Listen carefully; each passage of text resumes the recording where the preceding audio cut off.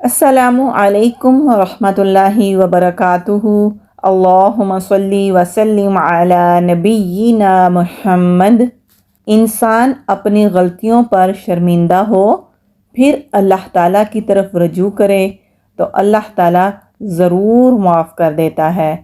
وہ یہ نہیں کہتا کہ کعبہ جاؤ تب ہی معاف کروں گا، بلکہ وہ کہتا ہے کہ تم جہاں بھی ہو وہیں پر اپنی غلطیوں کی معافی مانگو، اپنے گناہوں کا اعتراف کرو، اور حدیث کے مطابق جتنا مکھی کا سر ہے اتنا سا بھی آنسو آنکھ میں آ گیا، وہ آنسو جو صرف آنکھ کے کنارے پر ہی ہو تو اللہ تعالیٰ اسی وقت اس کو معاف کر دیتے ہیں۔ اللہ تعالیٰ یہ نہیں فرماتا کہ میں نے یہ گناہ معاف نہیں کرنا، وہ گناہ معاف نہیں کرنا، نہ ہی کسی امام کے پاس یا کسی پادری کے پاس جانے کی ضرورت ہے۔ پادری کہتا ہے کہ چرچ میں جاؤ، وہاں جا کر سب کے سامنے اپنے گناہوں کا اعتراف کرو، لوگوں کے سامنے شرمندہ ہو تو پھر ہی تمہیں معافی ملے گی۔ ہم نے اللہ کے سامنے جب معافی مانگنی ہو تو یہ بھی نہیں کہتا کہ بول کے معافی مانگو، دل ہی دل میں بھی مانگ سکتے ہیں۔ کسی بھی انسان کے سامنے بھی شرمندہ ہونے کی ضرورت نہیں ہوتی، ہم نے صرف اور صرف اللہ تعالیٰ کے سامنے جھکنا ہے اور اللہ تعالیٰ کے سامنے اپنے گناہوں کی معافی مانگنی ہے۔ کسی بھی زبان میں معافی مانگو، یہ ضروری نہیں ہے کہ قرآنی یا پھر مسنون دعائیں ہی مانگنی ہیں تبھی معافی ملے گی۔ نہیں، ہمارے پاس صرف اور صرف ہمارے گناہوں پر ندامت ہونی چاہیے اور یہ احساس ہونا چاہیے کہ یا رب العالمین یہ گناہ مجھ سے ہو گیا ہے، آئندہ کبھی اگر اس گناہ کا موقع ملا تو ہر ممکن میں خود کو اس گناہ سے بچا کر رکھوں گی۔ یہ توبہ ہے، پھر اللہ تعالیٰ اس انسان کو معاف کر دیتا ہے۔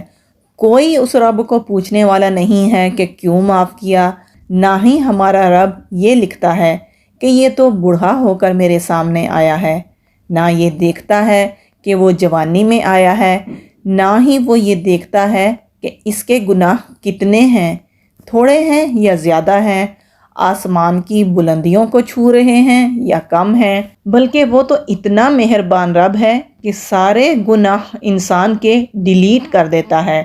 کیا اتنا مہربان کوئی اور ہو سکتا ہے؟ لوگ کہتے ہیں کہ اللہ تعالیٰ نے فلاں کے ساتھ یہ کیوں کر دیا، اس پر یہ ظلم کیوں ہو گیا، اللہ تعالیٰ نے اسے روکا کیوں نہیں، اس کے ساتھ ایسا کیوں ہوا۔ دراصل ہم جانتے ہی نہیں ہیں کہ رب کون ہے، ورنہ کبھی بھی اس طرح کے شکوے نہ کریں، کبھی بھی اس طرح کے الفاظ اپنے منہ سے نہ نکالیں۔ وہ رب تو یہ بھی کہتا ہے کہ اگر شرک بھی کیا ہے تو بھی معافی مانگو تو میں تمہیں معاف کر دوں گا۔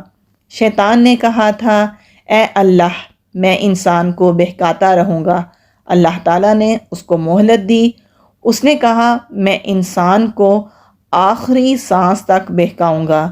اللہ سبحانہ و تعالیٰ نے فرمایا میں بھی ابن آدم کو بخشتا رہوں گا جب تک وہ مجھ سے اپنے گناہوں کی بخشش مانگتا رہے گا، حتیٰ کہ آخری سانس سے پہلے بھی اگر وہ مجھ سے معافی مانگ لیتا ہے تو بھی میں اس کو معاف کر دوں گا۔ یہ اللہ تعالیٰ نے انسانوں کو وعدہ دیا ہے، حتیٰ کہ اللہ تعالیٰ نے ان لوگوں کو بھی معاف فرما دیا جو واقعہ ہم سورۃ البروج میں پڑھتے ہیں۔ اس واقعہ کی ویڈیو بھی چینل پر موجود ہے، آپ وہاں پر بھی دیکھ سکتے ہیں۔ جب اس وقت کے لوگوں نے جو کہ ایمان والے لوگ تھے ان تمام لوگوں کو زندہ آگ میں ڈال دیا تھا، تو اللہ تعالیٰ نے یہ بھی فرما دیا اگر وہ بھی مجھ سے معافی مانگیں گے تو میں ان کو بھی معاف کر دوں گا۔ لوگ کہتے ہیں اللہ تعالیٰ حقوق العباد معاف نہیں کرے گا، باقی اللہ کے حقوق میں ہم جتنی چاہے کمیاں کر لیں تو اللہ تعالیٰ معاف کر دے گا۔ یہ بھی ٹھیک نہیں ہے۔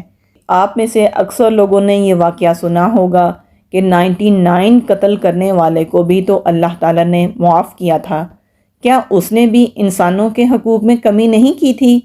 پھر بھی اللہ تعالیٰ نے اسے معاف کر دیا۔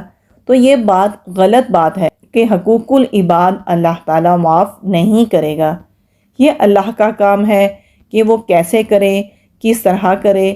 ہمیں اس پر سوچنے کی یا سوال اٹھانے کی کوئی ضرورت نہیں ہے۔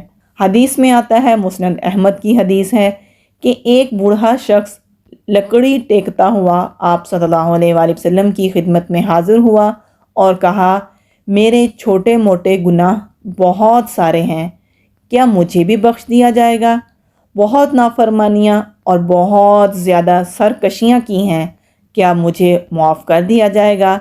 وہ شخص بہت بوڑھا ہو چکا تھا، تو سوچیں اس نے ساری زندگی کتنے زیادہ گناہ کیے ہوں گے، کتنی زیادہ اللہ تعالیٰ کی نافرمانیاں کی ہوں گی۔ آپ صلی اللہ علیہ وآلہ وسلم نے فرمایا، کیا تم اللہ کی توحید کی گواہی نہیں دیتے؟ اس نے کہا، دیتا ہوں۔ آپ صلی اللہ علیہ وآلہ وسلم نے فرمایا، کیا تم رسالت کی گواہی دیتے ہو؟ اس نے کہا، دیتا ہوں۔ آپ صلی اللہ علیہ وآلہ وسلم نے اسے بشارت سنائی کہ اللہ تعالیٰ تمہارے گناہ ضرور معاف کر دے گا۔ تو پھر انسان کیوں مایوس ہوتا ہے کہ اس کو معاف نہیں کیا جائے گا؟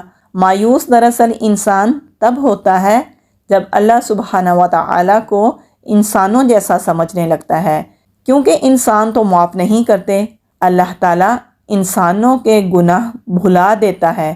تو پھر انسان کو کبھی بھی یہ نہیں سوچنا چاہیے کہ وہ گناہ پر گناہ کرتا چلا جائے۔ پھر یہ گناہوں پر دلیری ہے کہ اللہ تعالیٰ نے معاف تو کر دینا ہے، میں نے معافی تو مانگ لینی ہے۔